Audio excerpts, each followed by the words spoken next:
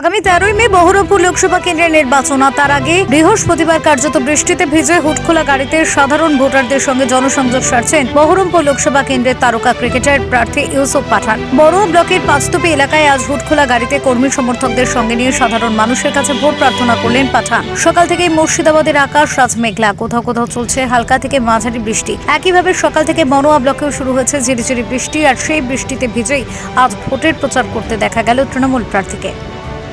আপনারা দেখতে পেলেন যে পাঁচতুবি জিপের আন্ডারে পাঁচতুবি বাজারে এবং দক্ষিণপাড়া থেকে শুরু করে ঘোষপাড়া থেকে শুরু করে বিভিন্ন গ্রাম আজকে আমাদের 10 নম্বর বহরমপুর লোকসভা কেন্দ্রের প্রার্থী ইউসুফ পাঠান তিনি নিজে উপস্থিত থেকে মানুষের সাথে যেভাবে জনসংযোগ করতে দেখা গেল, তাতে কোনো জায়গাতে 400 মহিলা, কোনো জায়গাতে 500 মহিলা, তারা যেভাবে কাঁধে কাঁধ মিলিয়ে এক নজরে ইউসুফ পাঠানকে দেখার জন্য যারা বেরিয়ে এসছে, শুধু এটা নিশ্চিত বলতে পারি শুধু সময়ের অপেক্ষা।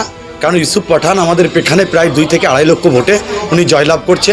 সেটা আজকেরও এই রোড শোতে আপনাদের ক্যামেরার মাধ্যমেও সেটা ধরা পড়লো, সেটা দেখতে পেলেন। আমাদের মাত্র 2 দিন রয়েছে আমাদের প্রচারে। তো এখন বৃষ্টি রোদ এসব তো আমাদের কাছে কোনো বিষয় নেই। আমাদের প্রার্থী এখন আমাদের কাছে বিরাট একটা আবেগের বিষয়, যে একদম বিখ্যাত ক্রিকেটার ইউসুফ পাঠান, যিনাকে শুধু ভারতবর্ষে নয় গোটা বিশ্বে তেনাকে চিনে। এরকম একটা মানুষকে আমরা বহরমপুর 10 নম্বর লোকসভা কেন্দ্রে প্রার্থী হিসাবে পেয়ে আমরা নিজেকে সত্যি খুব গর্বিত মনে করছি। এবং মানুষের যেভাবে জনস্রোত যেখানে যাচ্ছে, মানুষের জনস্রোতে কিন্তু ভেসে যাচ্ছে, আপনারা দেখতে পাচ্ছেন।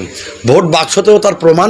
আগামী 4 তারিখে রেজাল্ট যখন বেরোবে আপনারা দেখতে পাবেন জোড়া ফুল ছাড়া আর কোনো অন্য দলকে ভোট দিতে বা ভোটের বাক্সতে অন্য দলের ভোট পড়বে না। এটুকু দায়িত্ব নেব। Bureau report, TV7 Bangla.